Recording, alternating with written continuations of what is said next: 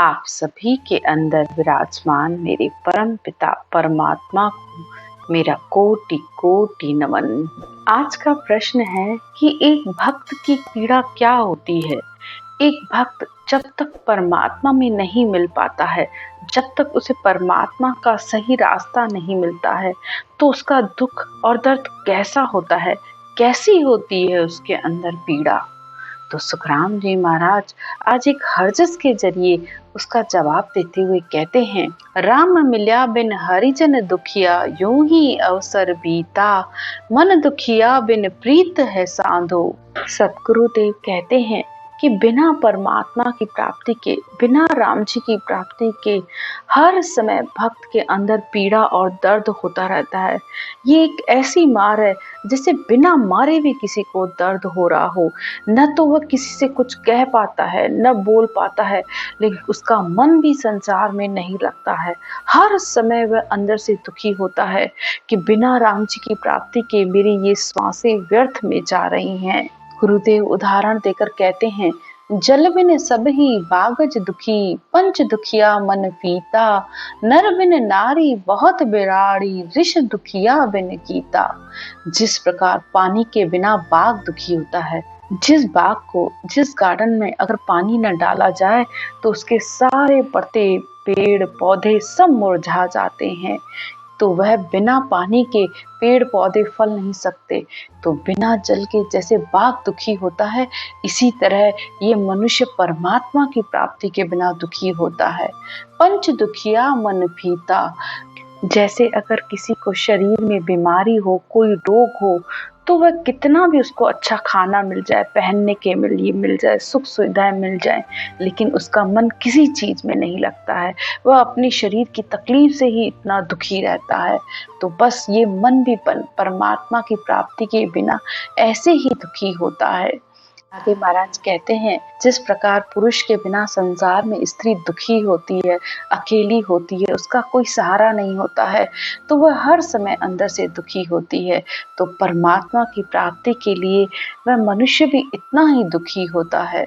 आगे महाराज और उदाहरण देकर कहते हैं कि जिस प्रकार संसार में ब्राह्मण हो, ऋषि हो, वे बिना शास्त्रों के दुखी रहते हैं। वेद, भागवत, ये सब रामायण, महाभारत अगर ये ना हो तो वे अपने आप को अधूरा महसूस करते हैं, हर समय दुखी रहते हैं, क्योंकि ब्राह्मणों, ऋषियों, ज्ञानियों का तो भोजन ही इन शास्त्रों का ज्ञान है।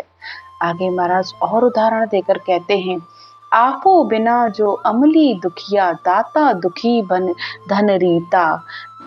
आगे महाराज और उदाहरण देकर कहते हैं कि जिसे किसी को नशे की आदत हो, तो अगर उसको वह चीज न मिले तो वह कितना दुखी होता है, कितना तड़पता रहता है। तो इसी तरह भक्त भी अपने बिना परमात्मा के प्राप्ति के इसी तरह तड़पता रहता है। इसी तरह महाराज और उदाहरण देकर कहते हैं कि जैसे किसी को दान करने की आदत हो, तो बिना दान के जैसे दाता दुखी रहता है, तो भक्त भी इसी तरह ही दुखी रहता है। ऋण बिना जो घुघु दुखिया, भूप दुखी बिन जीता। जिस प्रकार घुघु पक्षी बिना रात्रि के दुखी रहता है, एक राजा को जब तक जीत नहीं मिलती है तो वह बिना जीत के हर समय दुखी रहता है, इसी तरह एक भक्त भी अपने बिना परमात्मा की प्राप्ति के हर समय अंदर से तड़पता रहता है। आगे महाराज और उदाहरण देकर कहते हैं, मीठा जल बिन सायर दुखिया, चंद्र बिन दुखी बिन हीरा।